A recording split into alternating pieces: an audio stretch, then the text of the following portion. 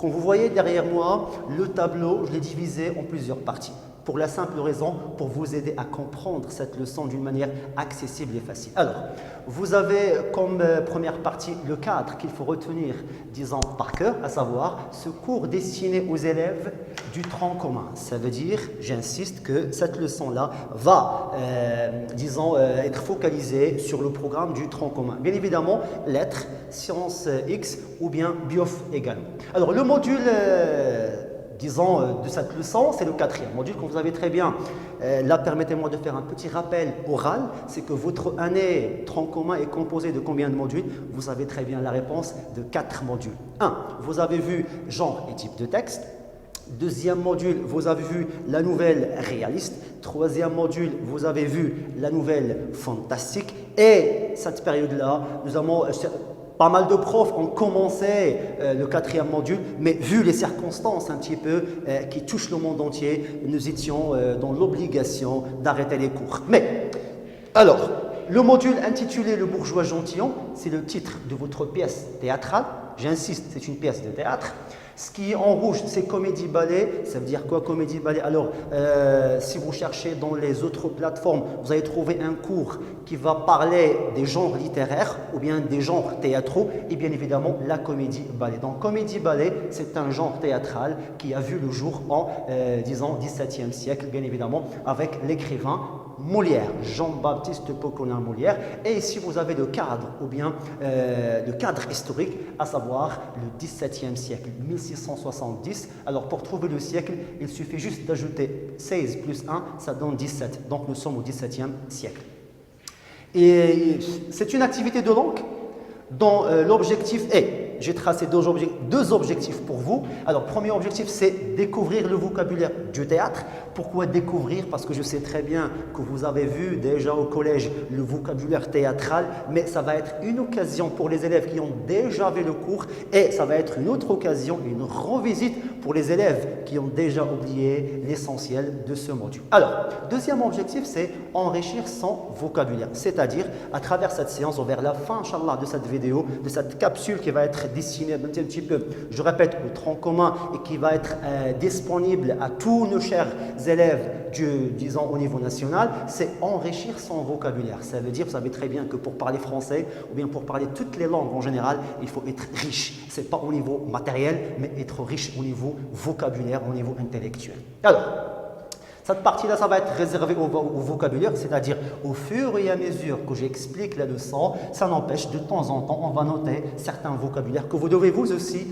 noter, chers élèves. Alors, premièrement, la question qui se pose, si je vous demande par exemple, disons, ou bien on se demande qu'est-ce que le théâtre, là, j'aimerais bien attirer votre attention à une technique qu'il faut toujours l'appliquer, c'est que toujours au départ, on va essayer de faire ce qu'on appelle, disons, un tremblement d'idées, ce qu'on appelle le brainstorming. C'est-à-dire, on va mettre ensemble, alors s'il vous plaît, avec moi c'est possible, on va mettre au milieu, disons, le sujet principal qui est le théâtre, comme ça.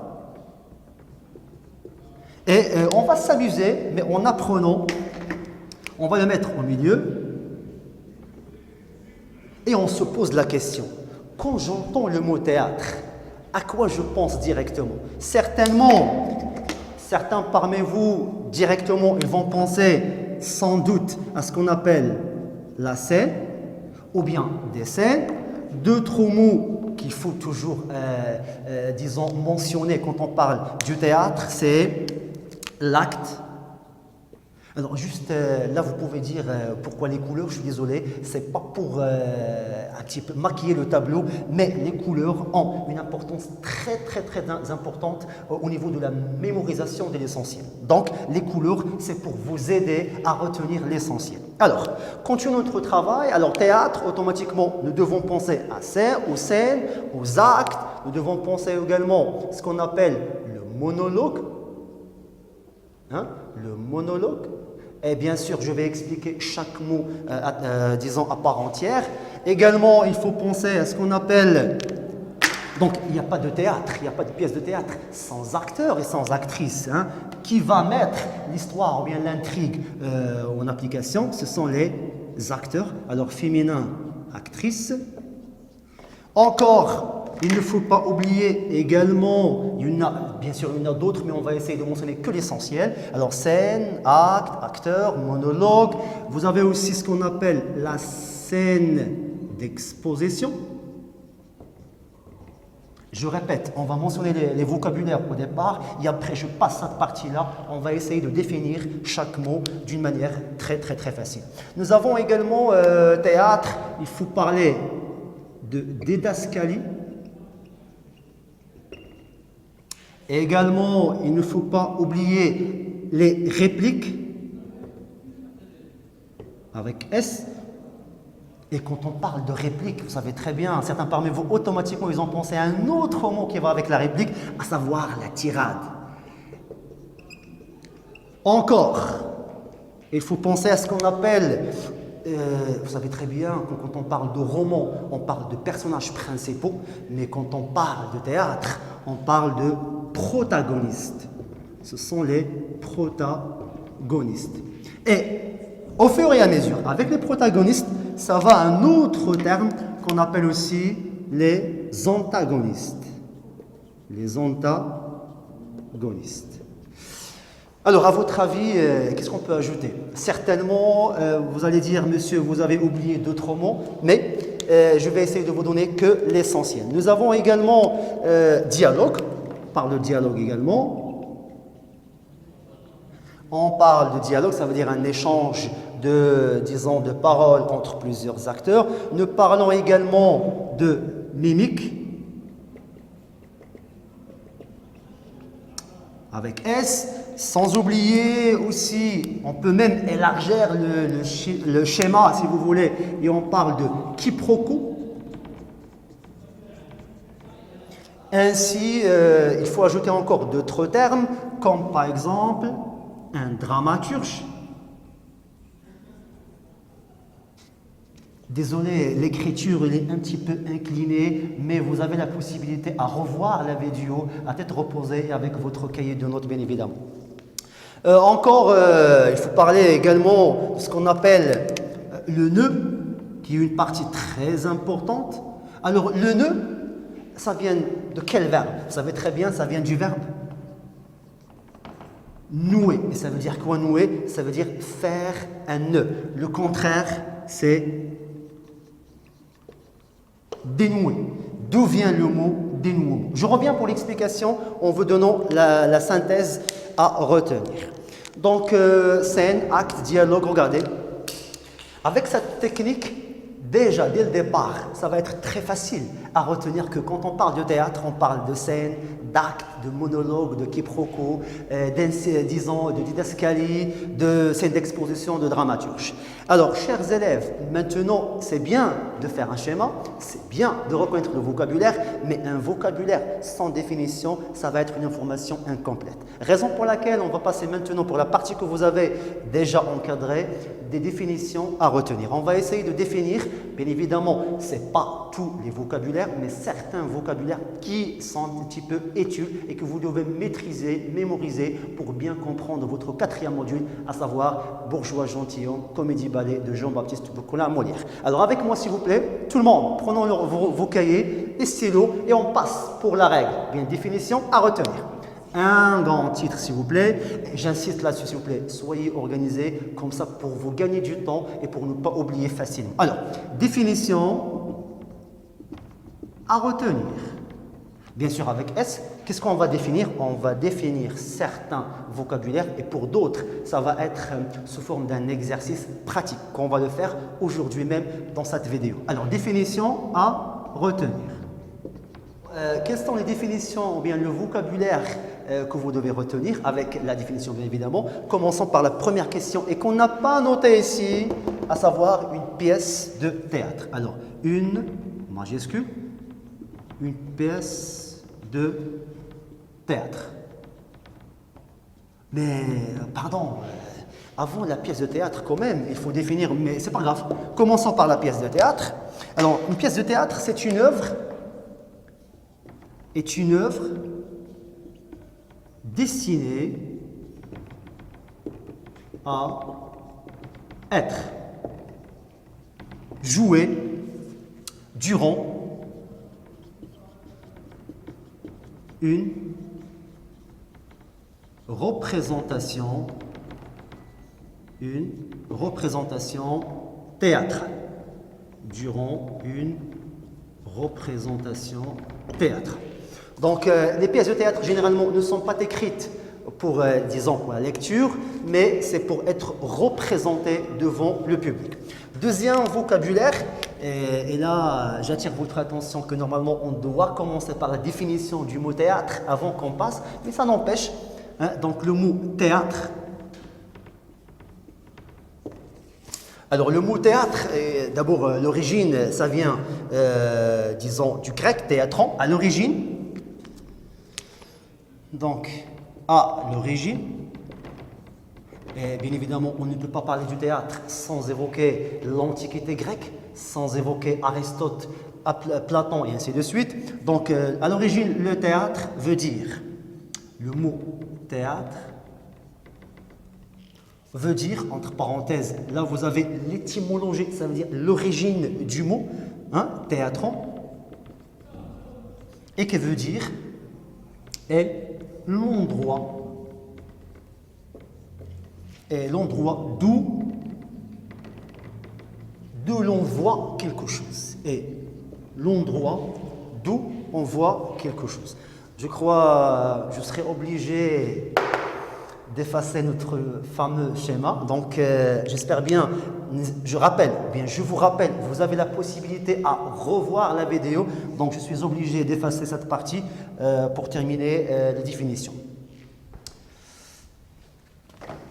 Comme troisième terme, ça va être, voilà, ça va être la scène, hein? Donc 1, 2, théâtre. Maintenant, on définit le mot la scène. Qu'est-ce qu'une scène? Et n'oubliez pas qu'il y a deux définitions. Ou bien je sais très bien que vous savez d'avance, ou bien certains parmi vous ont déjà eu l'occasion de voir l'étude de théâtre, mais je rappelle, c'est un rappel pour les personnes qui ont oublié, les élèves qui ont déjà oublié, et si vous voulez, c'est un renforcement, une consolidation pour les élèves qui maîtrisent déjà le vocabulaire théâtral, ou bien le jargon, le langage spécifique du théâtre. Passons pour la scène maintenant. Alors, qu'est-ce qu'une scène? Il y a deux définitions. 1. La première définition que vous savez tous, c'est d'abord, c'est le lieu où jouent les acteurs. C'est le lieu où jouent les acteurs. Deuxième définition, c'est une partie d'un acte. Et là, une question légitime qui mérite d'être posée, qu'est-ce qu'un acte? Donc, une partie d'un acte.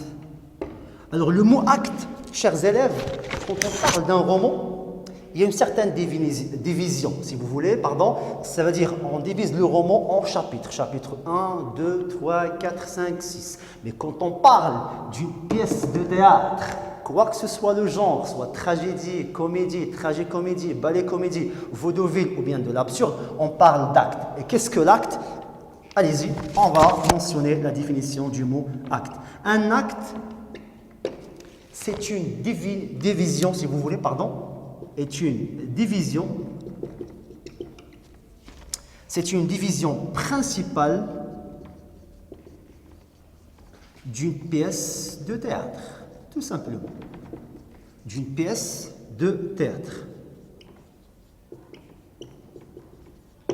Et bien sûr, dans une autre vidéo, Inch'Allah, vous allez retrouver, on va en passer pour la deuxième partie, à savoir les résumés, disons, de la pièce comédie-ballet ainsi que les actes. Et on aura l'occasion de reparler encore une fois du mot acte. Maintenant, passons pour metteur en scène. Nous parlons également, qu'est-ce qu'un metteur en scène? Un metteur en scène. Ah, déjà, vous avez ici un metteur en scène, vous avez le verbe mettre et la scène, c'est déjà expliqué. Donc, mettre quelqu'un dans une scène, tout simplement, entre guillemets, on peut dire réalisateur. C'est le personnage ou bien la personne responsable sur la répartition des acteurs dans une scène quelconque. Alors, metteur en scène, un metteur en scène, c'est un, disons, alors, Comme ça, pour vous donner une définition, parce que j'ai pas mal de définitions et je voulais vous donner la définition la plus accessible et la plus facile à retenir. Donc, metteur en scène, c'est la personne. C'est la personne responsable. C'est la personne responsable sur, disons, la répartition, c'est la personne responsable sur la répartition, l'encadrement plutôt, hein, je préfère l'encadrement, sur l'encadrement des acteurs dans une pièce de théâtre. Dans une pièce de théâtre. Dans une pièce de théâtre. Alors maintenant, dernier, disons, c'est pas dernier, mais avant le dernier. Alors regardez avec moi. Pièce de théâtre. Théâtre, normalement ça doit être définition, mais c'est pas grave. La scène, il y a deux définitions. Un acte, un metteur en scène. Et maintenant on va passer au nœud. Qu'est-ce que le nœud devient le verbe nouer? Donc 6, le nœud. Le nœud, si vous voulez, c'est tout simplement, c'est le cœur de l'histoire. C'est ça où vous avez le problème qui va un petit peu changer la tranquillité, la stabilité d'une pièce de théâtre. Donc le nœud, c'est le cœur de l'histoire. C'est, pardon, un petit peu. Donc je viens ici, je termine. Le nœud, c'est le cœur de l'histoire. C'est le cœur de l'histoire. Et voilà, ce sont les vocabulaires qu'il faut retenir. Et pour la dernière fois, je vais le relire, mais avec une autre, disons, définition. Alors, je répète, le cours d'aujourd'hui s'articule, se focalise sur, pour les élèves qui viennent de nous rejoindre, s'articule sur le vocabulaire du théâtre. Bien évidemment, quand on parle du théâtre, c'est tout un monde, c'est le 7e art. Mais on ne peut pas tout citer. J'ai choisi pour vous certains vocabulaires qu'on vous avez déjà vu au schéma préalablement, mais nous avons choisi ensemble certains vocabulaires qu'il faut retenir avec leur définition. Alors, une pièce de théâtre, c'est une œuvre destinée à être jouée durant une représentation théâtrale, c'est-à-dire on écrit les dramaturges, ça veut dire les écrivains qui écrivent des pièces de théâtre, n'écrivent pas les pièces pour la lecture, mais c'est pour la représentation devant le public. Le théâtre, à l'origine le théâtre veut dire théatron, ça veut dire quoi théatron? C'est l'endroit où l'on voit, c'est ça, d'où vient le mot scène. Ainsi, vous avez la scène. Je répète, il y a deux définitions. C'est le lieu où jouent les acteurs. Vous avez par exemple, ça va être une scène. Je suis premier acteur, deuxième acteur, troisième acteur. Et tous, on va jouer un petit peu les actions d'une pièce de théâtre. Deuxième partie, deuxième définition, c'est une partie d'un acte. Ça veut dire quoi? Je répète pour la dernière fois, quand on parle d'un roman, on parle de chapitre, chapitre 1, 2, 3. Qu'est-ce qu'un chapitre? C'est une période, disons si vous voulez, une partie dans l'histoire. Mais quand on parle de pièces de théâtre, on parle de division si vous voulez, de scène. Et votre pièce, disons votre comédie-ballet, Le Bourgeois Gentilhomme, elle contient à peu près 5 actes et 34 scènes qu'on va aller voir, Inch'Allah, dans une autre vidéo. Un acte, c'est une division principale d'une pièce de théâtre, comme j'ai déjà expliqué. Un metteur en scène, c'est la personne responsable sur l'encadrement des acteurs regardez ici, il y a une faute, il faut rajouter ici, s'il vous plaît, dans une pièce de théâtre. Dans une pièce de théâtre. Et le nœud, c'est le cœur de l'histoire. Alors, maintenant, chers élèves, après avoir, découvert quelques vocabulaires, j'espère bien que vous avez déjà retenu l'essentiel. Et maintenant, on va passer à un exercice pratique qui va nous aider à, si vous voulez, à bien placer ou bien à comprendre d'autres vocabulaires. Je vous remercie pour votre attention et soyez prêts pour l'exercice. Ça va être un exercice très facile. Alors, chers élèves, maintenant, on va passer à une partie que vous avez tous vers la fin de chaque leçon, on doit faire quand même un petit exercice qui va nous aider un petit peu, à travers lequel on va d'abord vous tester, qu'est-ce que vous avez compris, même s'il s'agit du vocabulaire, ça veut dire des connaissances déjà acquises, mais ça n'empêche, ensemble, on va essayer de répondre à ce petit, disons, ce petit exercice. Alors, l'exercice, la consigne est la suivante. On va essayer ensemble, et au fur et à mesure de la lecture ou de l'explication, on va essayer de mettre ou bien de compléter chaque définition avec le vocabulaire du théâtre le plus convenant. Alors ici, vous avez 6 vocabulaires. 1. Dramaturge. 2. Monologue. 3. Réplique. 4. Protagoniste.